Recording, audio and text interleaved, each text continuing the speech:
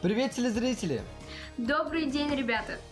В эфире детская информационная служба «Гора новостей». Впереди все самое важное, полезное и нужное. Твои проводники на вершину событий Настя Бурмистрова И Радомир Усманов. Погнали навстречу событиям!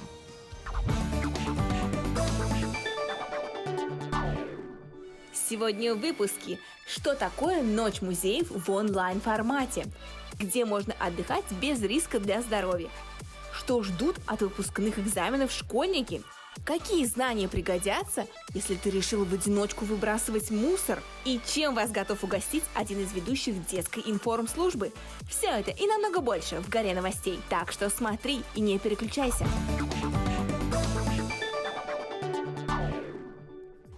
На календаре 29 мая. Поздравляю всех с окончанием учебного года. Да, теперь можно отдыхать, загорать, ничего не делать со спокойной совестью. Кстати, «Гора новостей» продолжает свое информационное вещание. Да, мы работаем в том же режиме. Новостей становится не меньше, наоборот, этот режим самоизоляции подталкивает к большому карантину. Вот, например, мультимедийный музей «Россия. Моя история» на своем телеграм-канале «Историчка» выпустил ролевую игру «Путь к победе». Да уж, если честно, мне кажется, что этот музей один из самых крутых, технологичных и, в принципе, продвинутых, правда. Никого не хочу обидеть. Разработчики постарались сделать так, чтобы квест был интересен как школьникам, так и взрослым. Сделали в формате квеста, либо же подкаста о событиях Великой Отечественной войны. Подкасты — это круто. Да, квест тоже очень интересный. Его можно проходить всей семьей, либо же друзьями до 4 человек. Можно выбрать несколько режимов: фронтовик, труженик тыла, диверсант или снайпер. Да уж, будет чем заняться на каникулах. А сейчас я предлагаю посмотреть сюжет о том, чем можно заниматься в саду по моей версии.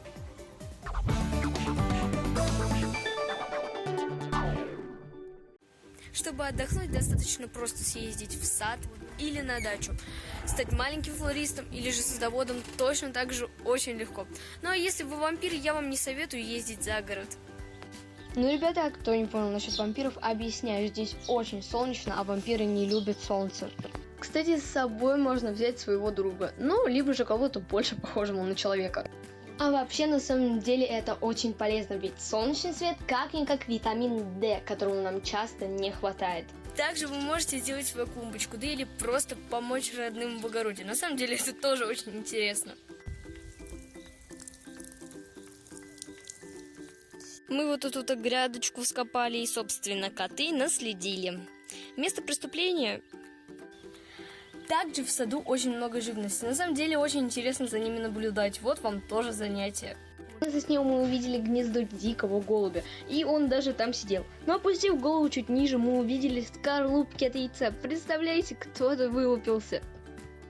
Надеюсь, вы воспользуетесь моими лайфхаками. Настя Бурмистрова специально для «Горы новостей».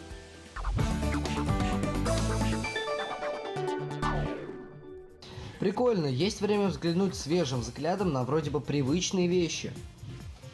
Ну и в заключение учебного года немного школьных новостей. 2 школы из Уфы победили в конкурсе «Лидеры отрасли».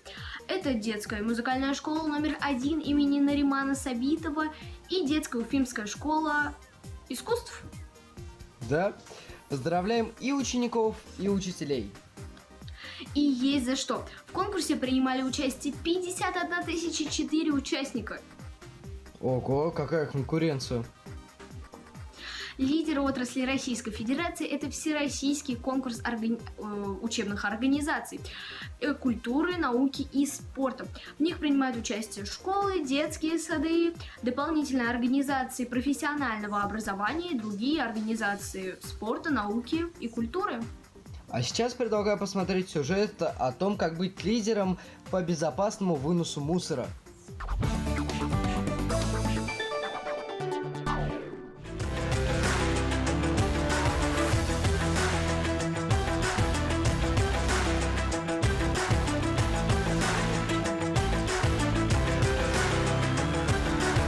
Режим самоизоляции ослабили, однако это не повод терять бдительность. И даже в таком, казалось бы, простом деле, как вынос мусора, нужно соблюдать меры предосторожности. Итак, вам понадобятся перчатки или полиэтиленовые пакеты, также очки для плавания, или в моем случае это солнечные очки, потому что плавательных у меня, к сожалению, не нашлось. И, конечно же, медицинская маска. Кстати, плавательные очки вам нужны для того, чтобы защитить ваши глаза, слизистую глаза от вируса. Мусорный мешок у нас уже есть, поэтому мы готовы выдвигаться в путь. Миссия выполнена! Придя домой, следует тщательно вымыть свое лицо и руки с мылом. Так вирусы точно не проберутся. Карина Одноваева специально для Горы новостей.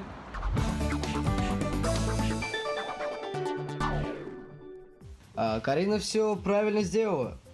Главное, не забывайте о гигиене.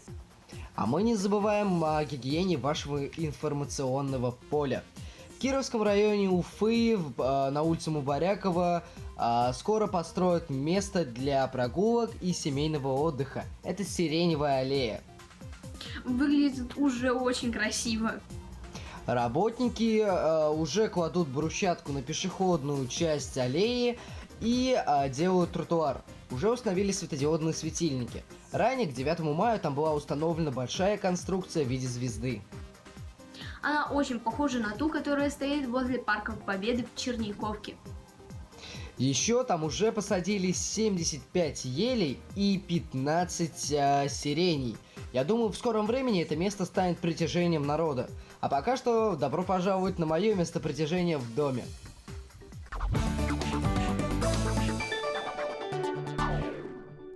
Знаете, при подготовке к сюжету очень важно выбрать тему.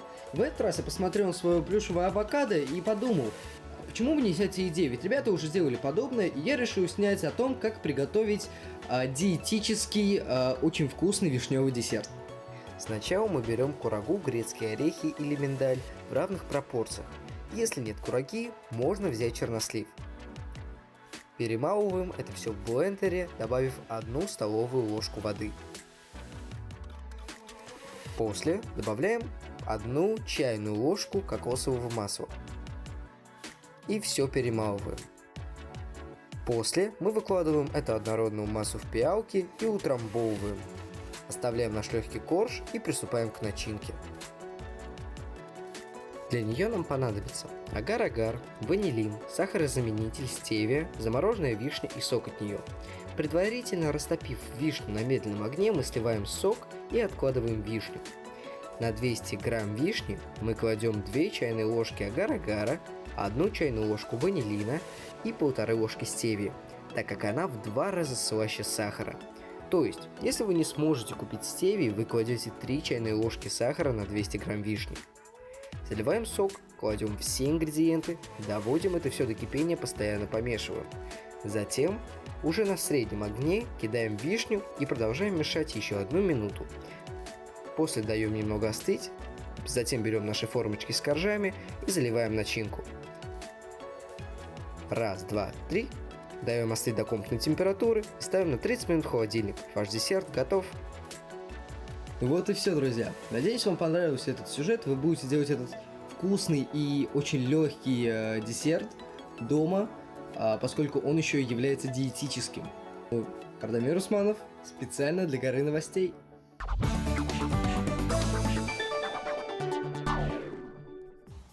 Должно быть вкусно. После карантина обязательно угощу. Договорились. Все слышали, все запомнили. Обязательно. А чтобы вы не думали, что на Горе новостей работают только ведущие, предлагаю посмотреть сюжет о самом главном музейном событии.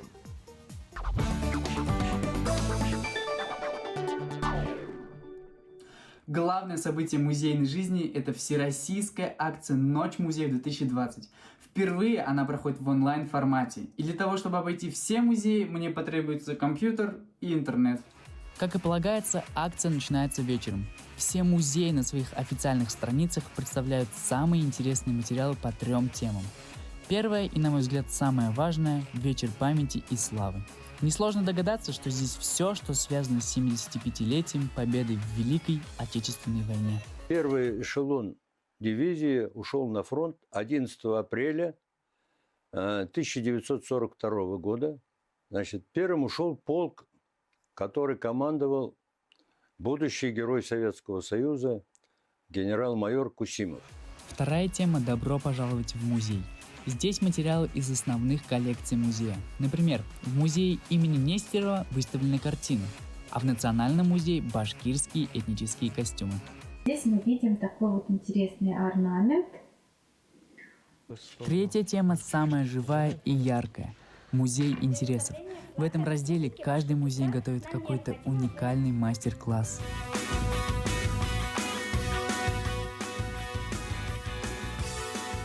Таким образом мы делаем белые, синие и зеленые цветочки.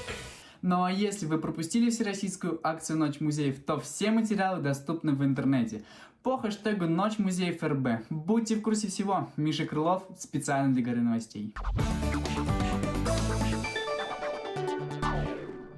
Спасибо. Если не смогли посмотреть, то посмотрите сразу же после Горы новостей, разумеется.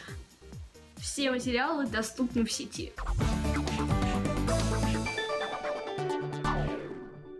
Этот учебный год завершается по-особому. Последний звонок пройдет в непривычном онлайн-формате. Это новый опыт для ребят и учителей. Но все не так уж печально. Мы сможем наблюдать онлайн-флешмобы выпускников республики, что не менее интересно и весело. За последние несколько месяцев все важные события мы наблюдаем через интернет. Вот и последний звонок нынешние 11-классники проведут в Зуме. Обидно очень сильно от того, что никогда в жизни не наденешь красную ленточку с надписью «Выпускник 2020».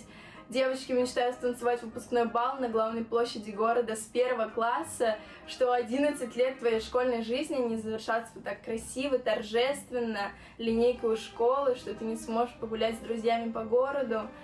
Я думаю, с Дашей согласятся многие выпускники. Но чтобы последний звонок 2020 не напоминал видеоконференцию, учителя придумывают всевозможные веселые квесты.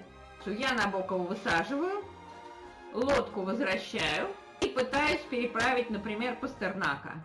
Все же никакие онлайн-радости не заменят живого общения, и поэтому выпускники этого года с нетерпением ждут, когда завершится пандемия. Это беспрецедентный случай. Виртуальный мир захватил реальный. Выпускники будут праздновать свой последний звонок в Зуме, но даже в дистанционном виде мы желаем им хорошо провести время и удачи на предстоящих экзаменах.